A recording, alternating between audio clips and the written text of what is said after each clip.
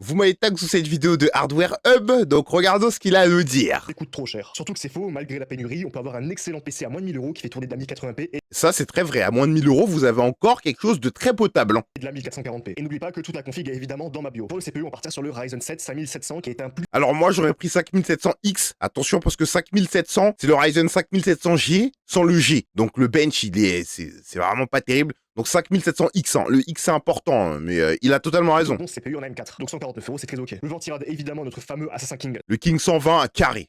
Cet anesthésiant, il est incroyable. 120 SE, donc 19 euros sur Amazon, c'est très ok aussi. Pour la carte mère, évidemment, la petite B550M Aorus Elite qui est une très bonne carte mère. Même la B550M HDV, hein. C'est deux boards qui sont d'une rentabilité sans nom. C'est une dinguerie comment c'est trop rentable. Qui est vraiment pas cher en ce moment d'ailleurs. Par contre, elle n'a pas le Wi-Fi. La RAM, on part sur la NetAC, hein, évidemment. NetAC, un grand classique de toute façon. C'est parmi les moins chers actuellement et il a raison de prendre celle-là. Elles sont très bien et c'est mieux Corsair. C'est mieux Corsair, ne vous faites pas avoir. Sur AliExpress, qui est l'une des moins chères actuellement en 2x8 en DDR4, on est déjà à 345,90 €. Pour le SSD, comme d'habitude, on part sur le UD90. Silicon Power UD97, ce SSD est vraiment très bon. Je l'ai actuellement, il est excellent, vraiment. De 1 Tera. Pour la carte graphique, la petite 9060 XT en version 16 Go, qui est clairement une excellente carte en 9060 XT 16 Go, vraiment pour le gaming, le streaming, la création de contenu, cette carte fait très bien le job. Je le répète à chaque fois, mais c'est juste parce qu'elle est incroyable. C'est pas parce que c'est du AMD que c'est nul, loin de là. 440p. Pour le boîtier et l'alimentation, c'est relativement simple. Un petit combo de chez MSI, le MacForge M100R et la A650BN sur Moi, j'aurais fait un petit combo Deepcool. Voilà, Deepcool CC560 plus